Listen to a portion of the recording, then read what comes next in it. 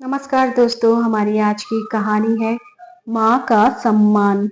सुनिए जी, अब हम माँ जी को बुला लेते हैं। मुझसे इतनी परेशानी नहीं झेली जाती। रवीना ने अपने पति रोहित से कहा। तो रोहित उसकी हालत देखकर बोला, ठीक है, मैं खुद माँ को ले आऊंगा। लेकिन रोहित, अगर तुम जाओगे तो मैं अकेले कैसे रहूंगी? रवीना ने उसकी बात बीच में ही काटते हुए कहा।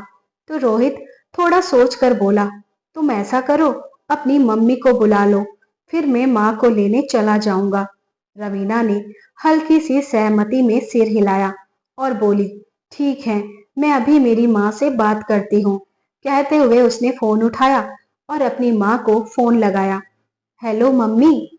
हाँ बेटी, कैसी हैं? मैं ठीक हूँ मम्मी, मगर रोहित मेरी सासू माँ को लेने आगरा जाएंगे।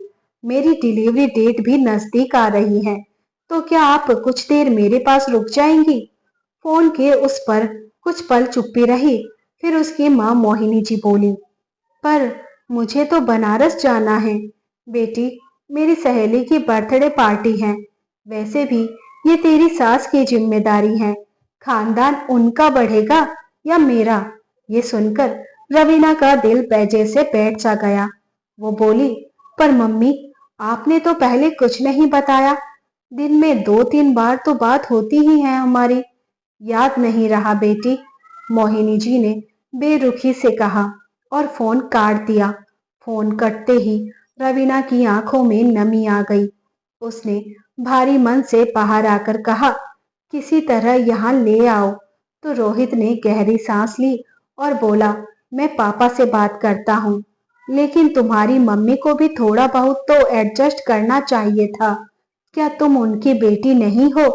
रवीना को ये बात चुभ गई और वो गुस्से में बोली, उनके पास 10 काम होते हैं रोहित, बिजनेस करने वाले फुर्सत में कहाँ रह पाते हैं?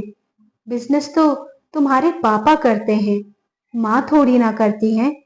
रोहित ने उसकी बात बीच में ही काटते हुए कहा।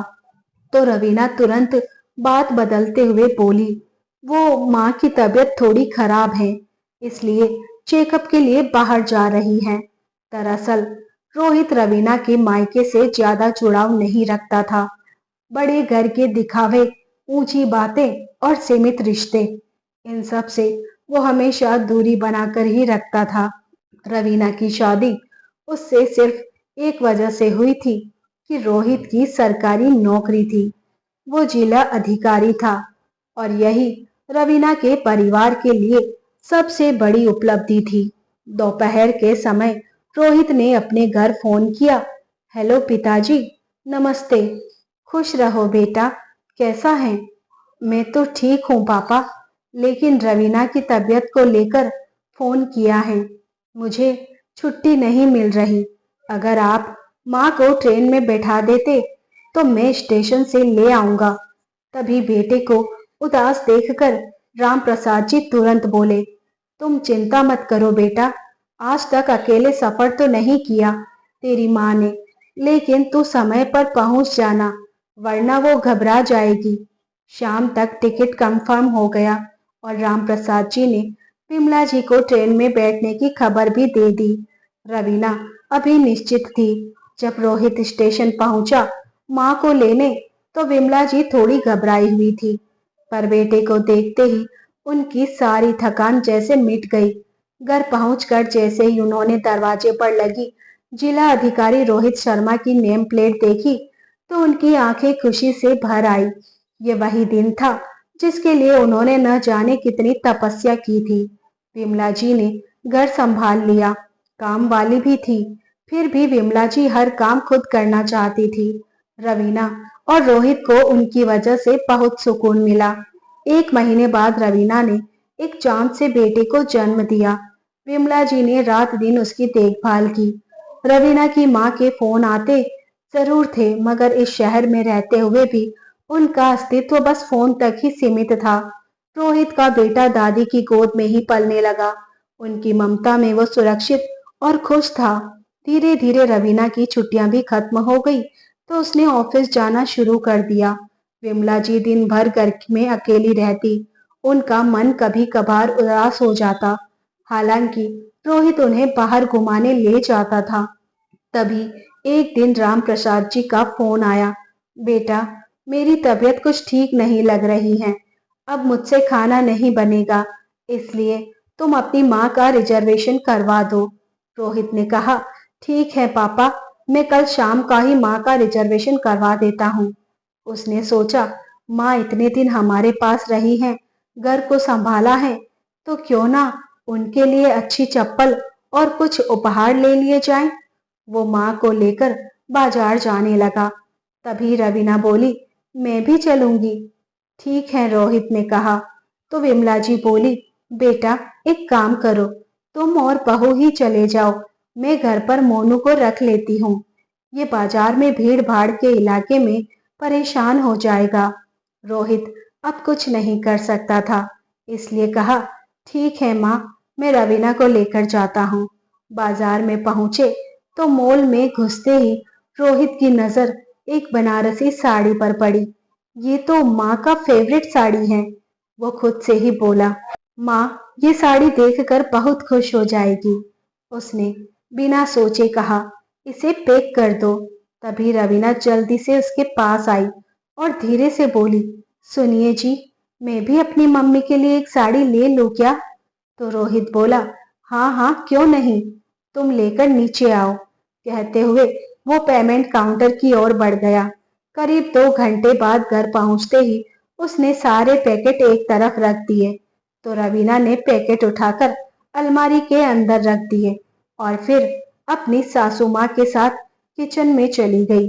तभी रोहित मन ही मन माँ के चेहरे पर आने वाली खुशी की कल्पना कर रहा था। वो सोच रहा था कि जब माँ बनारसी साड़ी और आरामदायक चप्पल देखेंगी तो उनकी आंखों में जो संतोष झलकेगा वही उसकी सारी थकान उतार देगा। इसी उम्मीद के साथ वो माँ के लिए खरीदे गए पैकेट उठाने अंदर गया, मगर जो उसने देखा उसे देखकर उसके कदम वहीं रुक गए। पैकेट खोलते ही रोहित के चेहरे का रंग बदल गया। माँ के सामान में एक सस्ती सी साड़ी और साधारण चप्पल रखी थी, जिनका उसकी खरीदी चीजों से कोई मेल नहीं था। रोहित तुरंत उठा और अलमारी खोलकर देखा तो माँ के लिए खरीदी गई महंगी साड़ी और चप्पल रवीना की अलमारी में रखी थी। उस पल रोहित के अंदर कुछ टूट सा गया। वो समझ चुका था कि ये कोई भूल नहीं बल्कि एक सोची समझी चाल है। बिना कुछ कहे वो माँ के रिजर्वेशन के लिए टिकट बुक करने बैठा, मगर उसका फोन भी उसी वक्त जवाब दे गया। मजबूर होकर उसने रवीना से कहा, रवीना अपना फोन देना, मेरे फोन की बैटरी चली गई है, अभी लाई। कहते हुए रवीना ने फोन पकड़ा दिया। फोन खोलते ही रोहित की नजर रवीना और उसकी माँ की चैट पर पड़ी। शब्दों के पीछे छुपी सोच को पढ़कर उसके होश उड़ गए। बातों बातों में उसकी माँ के लिए तंज था, तुलना थी और ये तय किया जा रहा था कि उसकी माँ इस साड़ी के लायक नहीं है। टिकट अगले दिन शाम की हो गई। सब कुछ तय हो चुका था, मगर रोहित के अंदर एक अजीब सी बेचैनी घर कर गई थी। रात को वो बिस्तर पर लेटा था, नींद आंखों से कोसों दूर थी। बगल में सोई रवीना उस वक्त उसे दुनिया की सबसे खूबसूरत नहीं बल्कि सबसे पराई लग रही थी। वो जिलाधिकारी था, मगर अपने ही घर में हो रहे अन्याय को देखकर खुद को सबसे ज्यादा बेबस महसूस कर रहा था। उसे माँ का संघर्ष याद आने लगा। कैसे उन्होंने अपनी छोटी छोटी जरूरतों को दबाकर उसके सपनों को पाला था। कितनी बार प्रतियोगी परीक्षाओं की फीस के लिए अपने जमा किए गए पैसे निकाल दिए थे, अपने गहने तक बेच दिए थे ताकि बेटा आगे बढ़ सके। आज वही बेटा उस मुकाम पर था जहां उसकी नेम प्लेट देखकर लोग सम्मान से सिर झुकाते थे। उसके मन में बस एक ही बात गूंज रही थी कि अगर आज वो चुप रहा तो हमेशा के लिए अपनी ही नजरों में गिर जाएगा। वो माँ के गहने तो शायद उन्हें कभी नहीं लौटा पाए, मगर उनके सम्मान और भावनाओं की कीमत तो चुका ही सकता है। एक अच्छी साड़ी सिर्फ कपड़ा नहीं होती, वो उस त्याग का मान होती है जो शब्दों में कभी नहीं कहा जाता। उसी रात उसने फैसला कर लिया कि वो ये सब नहीं होने देगा। वो चुपचाप उठा, पैकेट बदले और माँ के लिए खरीदी गई सारी चीज अलमारी से निकालकर माँ के बैग में रख दी। फिर बिना किसी से कुछ कहे सो गया। अगले दिन शाम को आगरा जाते वक्त मोनू दादी को छोड़ने का नाम ही नहीं ले रहा था। उसकी छोटी छोटी उंगलियां विमला जी की साड़ी में उलझी हुई थी। विमला जी की आंखें भीग गई, मगर होठों पर वही शांत मुस्कान थी। रोहित माँ को घर छोड़कर एक दिन वहीं रुका और फिर वापस आ गया। घर लौटते ही उसने महसूस किया कि रवीना का मिजाज बदला हुआ था। उसके चेहरे पर नाराजगी साफ झलक रही थी। उसने रोहित को देखते ही कहा, रोहित, तुमने माँ जी के सामने मेरी इंसल्ट की है। मैं मेरी माँ को उस साड़ी की फोटो भेज चुकी थी।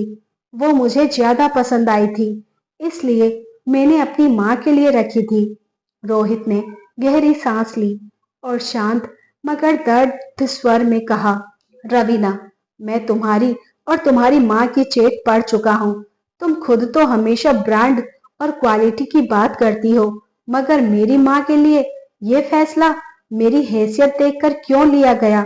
मेरी नौकरी की वजह से मैं तुम्हारी मम्मी को दामाद बनने लायक लगा, मगर तुम दोनों माँ बेटी ये भूल गई कि इस मुकाम तक मुझे न तुमने पहुंचाया और ना ही तुम्हारी मम्मी ने। यहाँ तक पहुंचाने के पीछे मेरी माँ का त्याग और मेहनत है, इसलिए मेरी सैलरी पर सबसे पहला हक मेरी माँ का है। जब खर्चा मैं कर रहा हूँ तो क्वालिटी का फैसला तुमने अकेले कैसे ले लिया? मैं ज्यादा खुश होता अगर तुम दोनों के साथ बराबरी का व्यवहार करती। और तुम बोल रही हो कि मैंने तुम्हारी इंसल्ट की है। अरे, मैंने तो तुम्हें अपने परिवार की नजरों में गिरने से बचा लिया। रवीना की आंखों में शर्मिंदगी उतर आई। रोहित बाहर जाने ही वाला था कि तभी उसके पिता राम प्रसाद जी का फोन आ गया। उन्होंने विमला जी की एक फोटो भेजी थी और हंसते हुए बोले, अरे डीएम साहब, तुम्हारी माँ तो पहचान में ही नहीं आ रही। तभी विमला जी की आवाज आई, अरे, बेटे के साथ बहू ने भी साड़ी पसंद की है, आपको क्यों जलन हो रही है? वो रवीना को ढेरों आशीर्वाद दे रही थी। फोन रखते हुए रोहित के होठों पर हल्की सी मुस्कान आ गई। वो मन ही मन बुदबुदाया कि उस बेचारी को क्या पता कि तुम्हारे चेहरे पर मैंने पर्दा गिरा रखा था, ताकि उसकी सीरत और सूरत दोनों की खूबसूरती बनी रहे। काफी देर तक रोहित बालकनी में खड़ा रहा। ठंडी हवा उसके चेहरे पर टकरा रही थी, मगर मन के भीतर चल रहा तूफान अब धीरे धीरे शांत होने वाला था।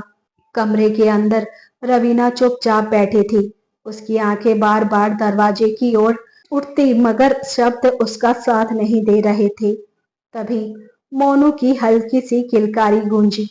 रवीना ने बेटे को गोद में उठाया और पहली बार उसे यह एहसास हुआ कि जिस घर को वो अब तक अपनी सहूलियत से देखती आई थी, उसकी नींव किसी और त्याग से रखी गई थी। तभी रोहित अंदर आया, मोनू को गोद में लिया और बिना कुछ कहे रवीना की ओर देखा। उस नजर में शिकायत नहीं थी, बस एक उम्मीद थी कि आगे से इस घर में रिश्तों का हिसाब पैसों, ब्रांड या दिखावे से नहीं, बल्कि सम्मान और बराबरी से होगा। रवीना ने सिर झुका लिया। उसकी आंखों से बहते आंसू जैसे उसके अंदर छुपे अहंकार को भी बहा कर ले गए हो। उसने धीरे से मोनू को रोहित की गोद में दिया और खुद रोहित के सामने खड़ी हो गई।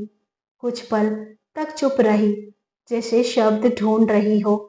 फिर कांपती हुई आवाज में बोली, रोहित, मुझे माफ कर दीजिए। आज तक मैंने रिश्तों को बस अपनी सुविधा से देखा, मगर आपकी माँ ने तो इस घर को अपना समझकर सब कुछ संभाला। रोहित कुछ पल तक चुप रहा, फिर धीरे से कहा, रवीना, इंसान की असली पहचान उसके पद या पैसे से नहीं, बल्कि इस बात से होती है कि वो अपने माता पिता के त्याग को कितना समझता है। इसलिए मैं चाहता हूँ कि हमारा बेटा बड़ा होकर ये सीखे कि माँ का सम्मान करना क्या होता है। ये सुनकर रवीना की आंखों से खुशी के आंसू बहने लगे। तो दोस्तों, आपको ये कहानी कैसी लगी? कमेंट करके ज़रूर बताएं। कहानी अच्छी लगी हो तो प्लीज़ वीडियो को लाइक करें, शेयर करें और हमारे चैनल को सब्सक्राइब ज़रूर करें। मिलते हैं जल्दी एक नई कहानी के साथ। तब तक अपना ख्याल रखें। धन्यवाद।